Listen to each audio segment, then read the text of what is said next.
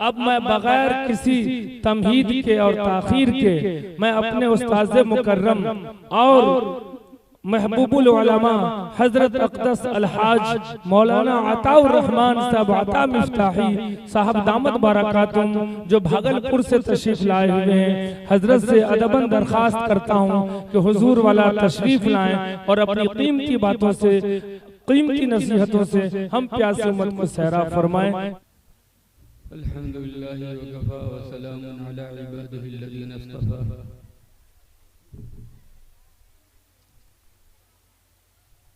अम्मा बअद फ़क़द क़ाल नबी सल्लल्लाहु तआला अलैहि वसल्लम इन्नल्लाह यरफ़अु बिहाज़ल किताबि अक़वामा व यदअु बिही आख़रीन औ कमा क़ाल रसूलुल्लाह सल्लल्लाहु अलैहि वसल्लम। मेरे मोहतरम बुजुर्गों, भाइयों और दोस्तों, कल से आप हज़रात उलमाए किराम के बयानों से फ़ायदा उठा रहे हैं।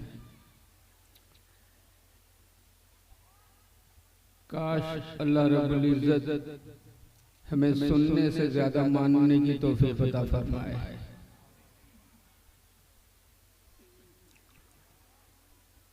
मानना आ जाए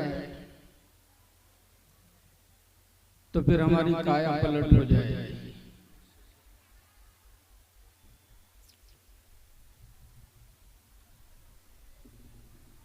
तकरीर का वक्त तो है नहीं और बयान मैं करूंगा नहीं। अभी हजरत मौलाना फारूक साहब उस्तानवी दामत बरकातहुम तशरीफ लाने वाले हैं और उनकी तशरीफ आवरी पर दुआ होगी। अभी हम लोगों ने ज़ोहर की नमाज भी नहीं पढ़ी है, फिर ज़ोहर भी पढ़नी है। अब इस बीच में बयान का कोई वक्त तो बचता नहीं है। बस एक वाक़या सुनाता हूँ और उसी वाक़े पे बात ख़त्म करूँगा। उससे पहले मैं बड़े अदब के साथ दरख्वास्त करूँ अपने उन भाइयों से जो बिखरे हुए हैं, ज़रा सा सिमट जाओ, मिल के बैठो। दीन की मजलिसों में मिल के बैठना चाहिए, यही उसका तरीका है तो फ़ायदा होगा। और दीन की मजलिसों में अगर अपनी तबीयत से, अपने मन से जहाँ तहाँ बिखर के बैठे रहे तो चाहे जितनी ही कीमती बातें आपके सामने आ जाएं, आपको फायदा नहीं होगा। वाक़या है 1895 का।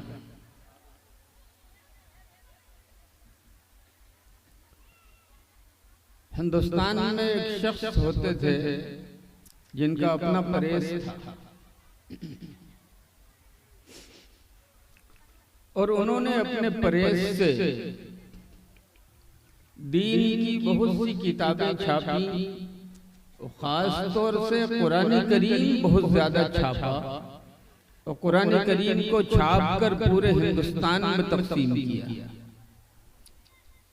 मैं जब 1895 की बात कर रहा हूं तो आपको ये बात समझनी चाहिए कि उस वक्त हमारा मुल्क बटा नहीं था।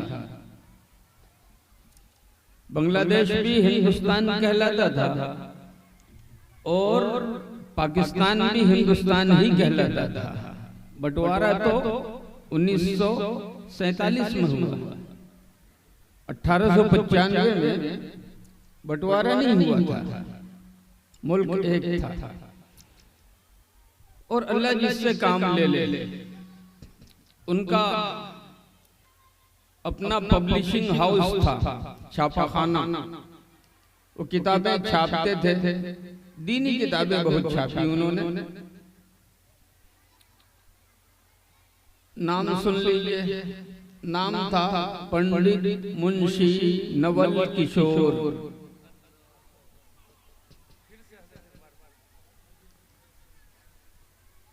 पंडित मुंशी नवल किशोर मुसलमान नहीं थे, लेकिन मैं समझता हूं कि कुरान करीम के लिए जितना एहतिमाम उन्होंने किया आज के दौर का कोई मुसलमान नहीं करता।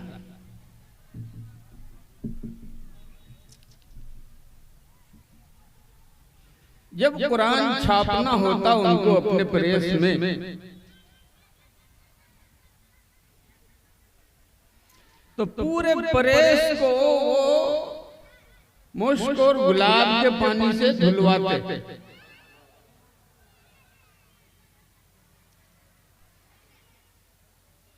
और जो उसके अंदर मजदूरों का काम करने वाले लेबरों का मजमा रहता था, उन सबको ताकीद के साथ कहते थे कि बगैर गुस्ल और वुजू किए हुए कोई नहीं आया।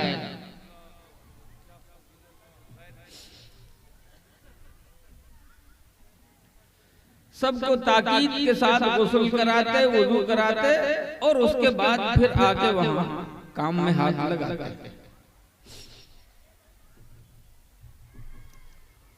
दो आदमी उन्होंने अलग से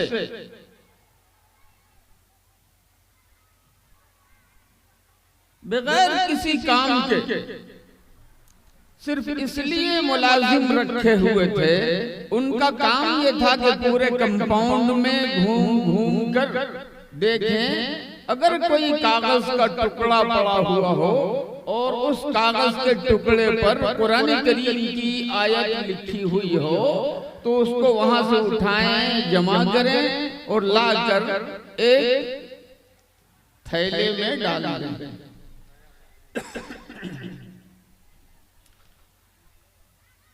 और जब वो भर जाए तो किसी पाक जगह में कहीं जाकर उसको बहुत इज्जत और एहतराम के साथ दफन कर,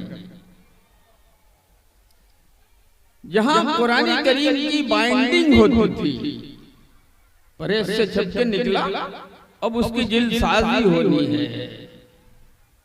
जहां बाइंडिंग होती थी उस एरिया में, उस हल्के में किसी को भी जूता पहनकर जाने की इजाजत नहीं थी।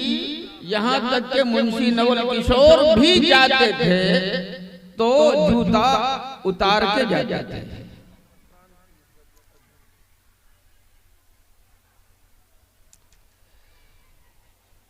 इस अंदाज से वो काम करते रहे। 1895 में उनका इंतकाल हो गया, फरवरी ही के महीने में, गालिबन 21 फरवरी को। 21 फरवरी 1895 में उनका इंतकाल हो गया दिल्ली में।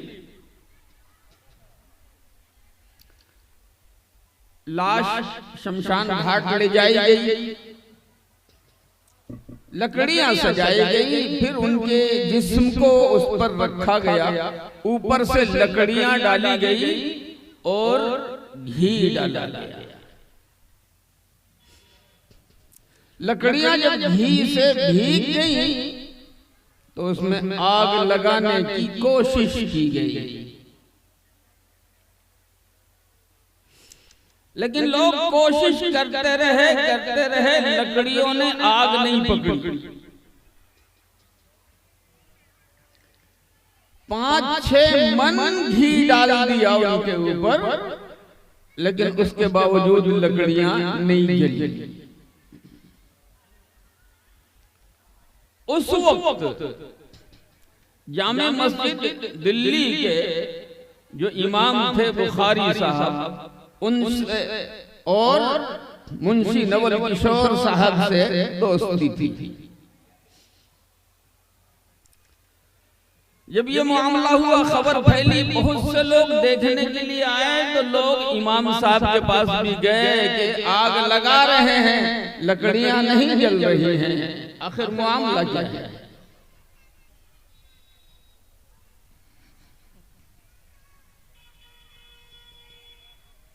इमाम साहब ने फरमाया कितना घी जलाया?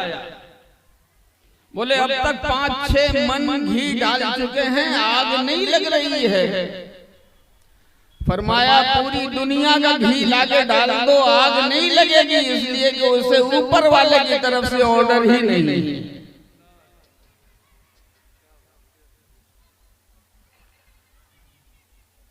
उन्होंने कहा बेहतर ये है लाश की बेहुरमती क्यों करते हो?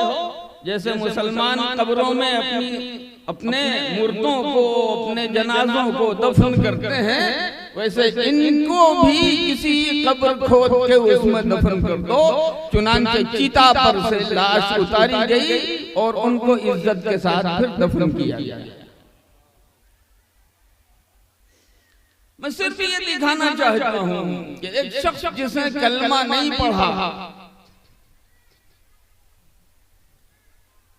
मगर उसके दिल में कुरान करीम की मोहब्बत है, और सिर्फ जुबान की मोहब्बत नहीं है बल्कि कुरान छापते वक्त वो अपनी मोहब्बत का सबूत भी देता है। एहतराम का जो मामला उससे बन पड़े, जिसकी गुंजाइश हो, वो सारा मामला वो अपनाता है, इख्तियार करता है। अल्लाह रब्बुल इज्जत ने दिखा दिया कि जो मेरे कुरान का एहतराम करता है, हम उसके साथ क्या मामला करते हैं। पहला वाक़या था किसी गैर मुस्लिम का, जो पूरे हिंदुस्तान में मशहूर हुआ। आज भी तारीख अगर कोई उठा के देखे तो जाके 1895 के अखबारात देखे, उसके वाक़यात देखे, सारी तफसील वहां मिल जाएगी।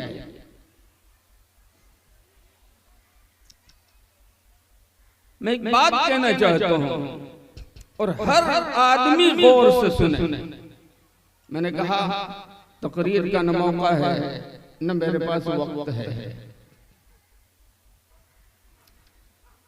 नबी अकरम सल्लल्लाहु ताला अलैहि वसल्लम अल्लाह के जितने ज्यादा महबूब, अल्लाह के यहाँ जितने ज्यादा मुकर्रम, अल्लाह रब्बुल इज्जत के यहाँ जितने ज्यादा ज़ी हैसियत हैं, ये मकाम न किसी नबी को मिला न किसी फरिश्ते को मिला।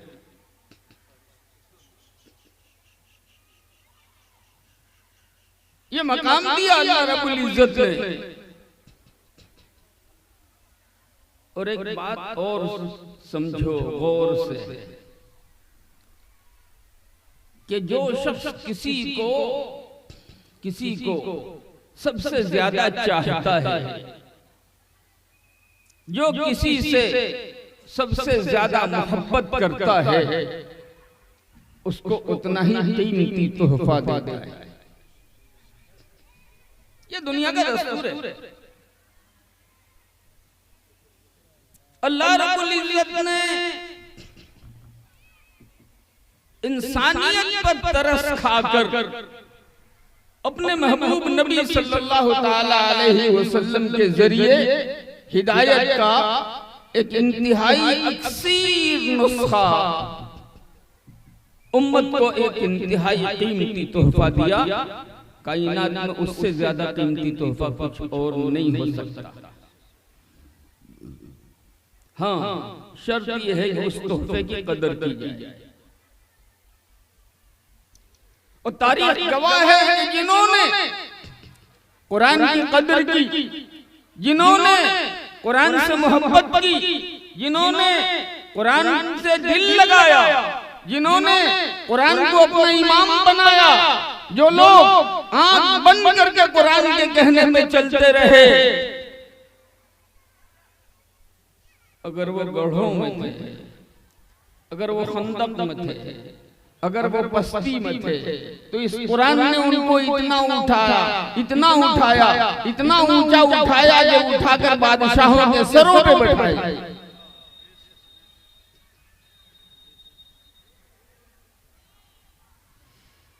आज हमने, माफ कीजिएगा,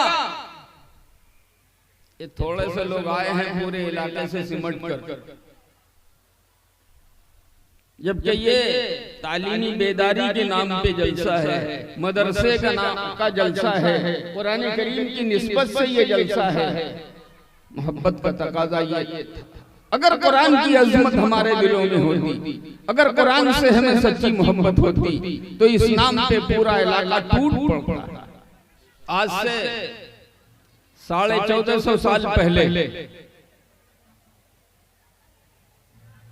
ये अरब के गिरे पड़े लोग,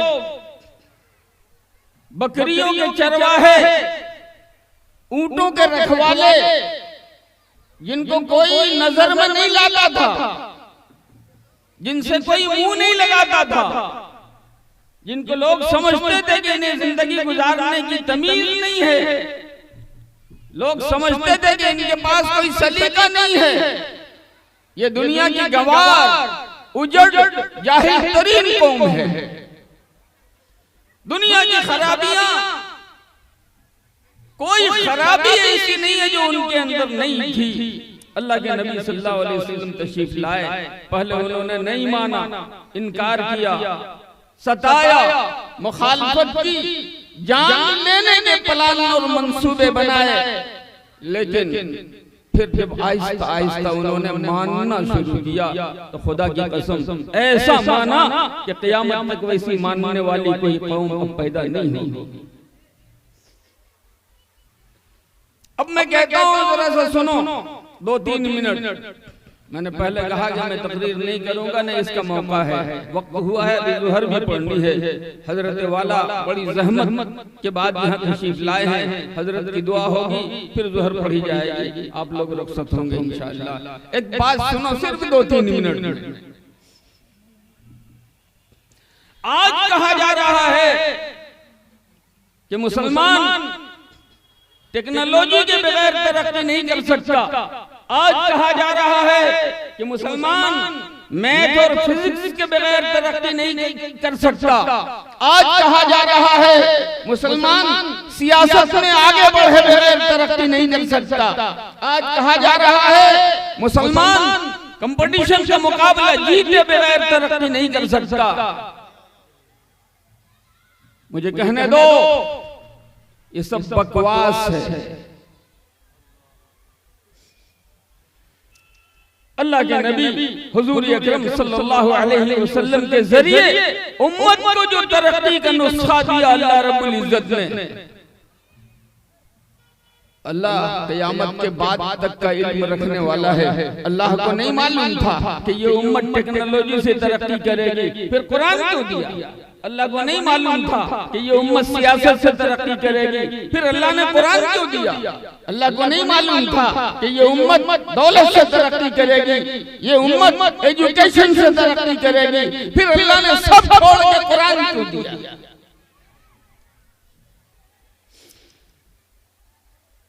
कुछ नहीं दिया, सिर्फ कुरान दिया।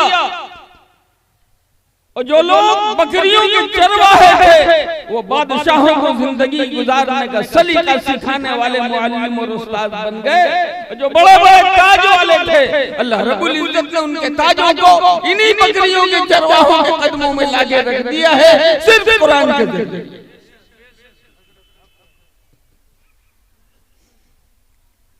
आज मुसलमान कुरान की मोहब्बत को अपने सीने से निकाल के दूर फेंक चुका है, कुरान की निस्बत पर कुछ करने के लिए तैयार नहीं है। फालतू में अगर ऐलान हो तो लोग चंदों की बौछार करेंगे, कुरान पढ़ाने के लिए घंटों एक मुकर्रिर अपील करता रहेगा, इल्तिजा करता रहेगा, कान पे जू नहीं रही। कुरान पढ़ने की फुर्सत नहीं, कुरान सीखने की फुर्सत नहीं, कुरान समझने की फुर्सत नहीं। यहाँ तक कि अगर किसी का इंतकाल हो जाए तो खुद पढ़ना नहीं आता, किराए पर पढ़ने वाले बुलवाए जाते हैं। ये मकाम दिया है तुमने कुरान को, ये अदब किया है तुमने कुरान का, ये इज्जत रखी है तुमने कुरान की। तुम्हें पढ़ने की फुर्सत नहीं, तुम्हें सीखने की फुर्सत नहीं, तुम्हें समझने की फुर्सत नहीं, तुम कुरान को इमाम बनाने की फुर्सत नहीं। कुरान अगर पढ़ना हो तो किराए पर बर्बाद हो, कुछ न मिले तो मदरसे के बच्चों को लाके कुरान पढ़वाओ। मैं कहता हूँ सुनो, और कान खोल के सुनो, ये जो इसरार कर करके, चाहे कारी निजामुद्दीन हो चाहे कोई और हो, मदरसे के जिम्मेदारों के ऊपर दबाव डालते हो कि हम चंदा देते हैं, तुम्हें बच्चों को भेजना पड़ेगा। और ये जो बच्चे भेजते हैं तालीम बंद करके भेजना पड़ता है इनको। तुमने अपने कुरान खानी के लिए इनकी तालीम बंद कराई है, इसका बवाल भुगतना होगा। सवाल तो बहुत दूर की बात।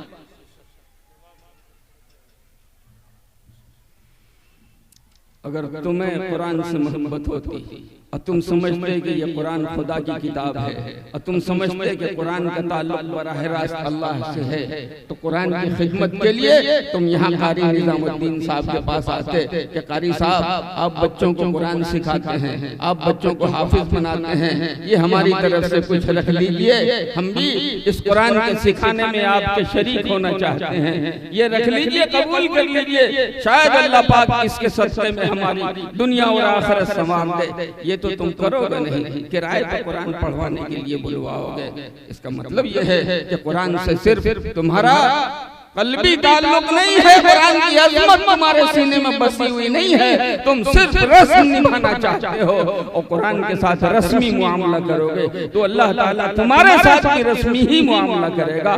कुरान से सच्ची मोहब्बत करोगे तो अल्लाह ताला तुम्हारी जिंदगियां बदल देगा। अल्लाह ताला हम सबको कहने सुनने से ज्यादा मानने और अमल करने की तौफीक अता फरमाए। व आखिर दावाना अल्हम्दुलिल्लाहि रब्बिल आलमीन।